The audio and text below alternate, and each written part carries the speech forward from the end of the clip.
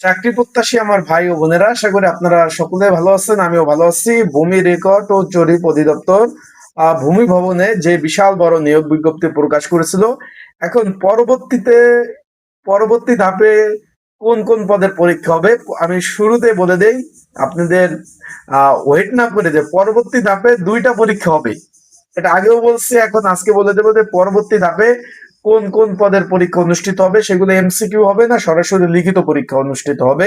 সকলেই জানেন, অনেকে জানতে চেয়েছেন যে আজকে কিন্তু 31 তারিখ।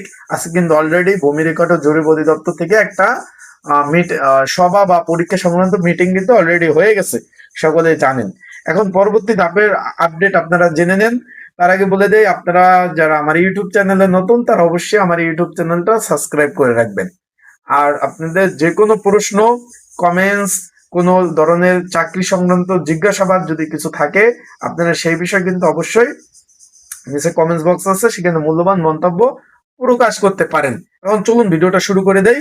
এখানে কিন্তু ভূমি রেকর্ড ও জরিপ অধিদপ্তর অলরেডি কিন্তু বেশ কতগুলো পদের পরীক্ষা হয়ে গেছে। Surveyor, travel surveyor, computer driver, নাজির কাম ক্যাশিয়ার, অফিস সহকারী কাম কম্পিউটার মুদ্রক্ষিক, তারপর কপিস কাম বিল সহকারী, তারা কিন্তু অলরেডি চাকরি করতেছে এবং বেতনও পেয়ে গেছে, ঈদ বোনাসও পেয়ে গেছে। বিষয়টা আশা করি বুঝতে পারছেন। এখন ভূমি রেকর্ড ও জরিপ অধিদপ্তর পরবর্তী ধাপের পরীক্ষা কি কি হবে।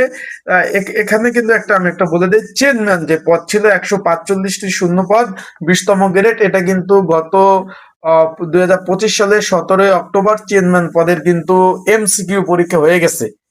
এটার কিন্তু লিখিত পরীক্ষা হয় নাই, তার কিন্তু লিখিত পরীক্ষা অনুষ্ঠিত হবে সামনে। আশা করি বিষয়টা বুঝতে পারছেন। চেয়ারম্যান পদের লিখিত পরীক্ষা অনুষ্ঠিত হবে। তার সাথে পরীক্ষা হবে আপনার, এখানে হবে আপনার, তার সাথে পরীক্ষা হবে খারিজ সহকারী 474টি শূন্য পদ, এখানে পরীক্ষা অনুষ্ঠিত হবে।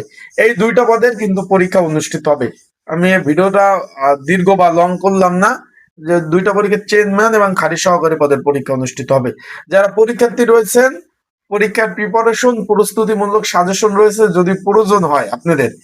যদি আপনাদের এই সাজেশন প্রয়োজন হয়, স্ক্রিনের উপর যে হোয়াটসঅ্যাপ নাম্বার রয়েছে, ডিসক্রিপশন বক্সে যে নাম্বার রয়েছে, পিন্ড কমেন্টে যে নাম্বার রয়েছে, এই নাম্বারে আমাকে মেসেজ করতে পারেন, যোগাযোগ করতে পারেন। আমার সাথে যোগাযোগ করে মেসেজ করে আপনারা কিন্তু এই সাজেশন গুলো নিয়ে পড়তে পারবেন।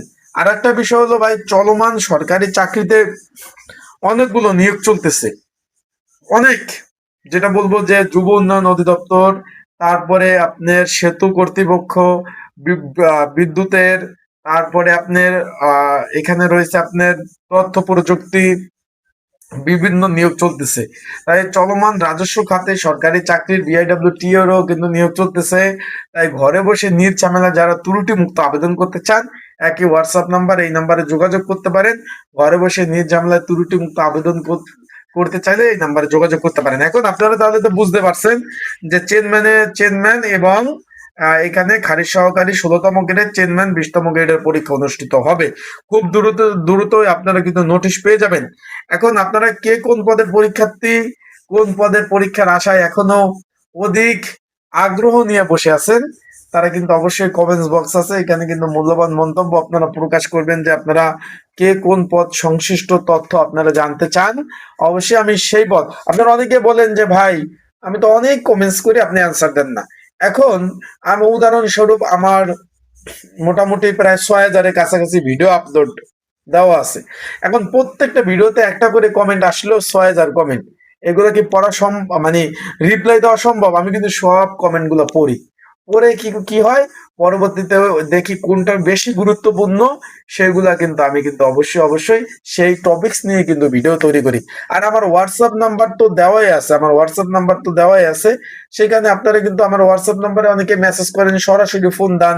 আমার পার্সোনাল যে ফোন নাম্বার, কেউ এই যে আপনারা যে ইউটিউবে যে চাকরি সংক্রান্ত ভিডিও যারা তৈরি করে, কেউ পার্সোনাল ফোন নাম্বার দিছে।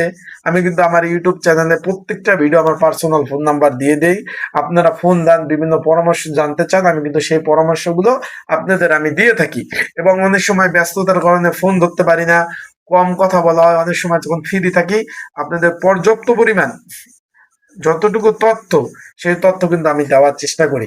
আশা করি আপনারা বিষয়টা বুঝতে পারছেন। আর যাদের ফোন ধরতে পারি না, ক্ষমা দৃষ্টিতে দেখবেন। আর এই ২টা পদের পরীক্ষা হবে, প্রিপারেশন নেন। আর যাদের সাজেশন প্রয়োজন আছে তারা অবশ্যই যোগাযোগ করবেন আমার সাথে। আসসালামু আলাইকুম, ভালো থাকবেন, সুস্থ থাকবেন। আসসালামু আলাইকুম।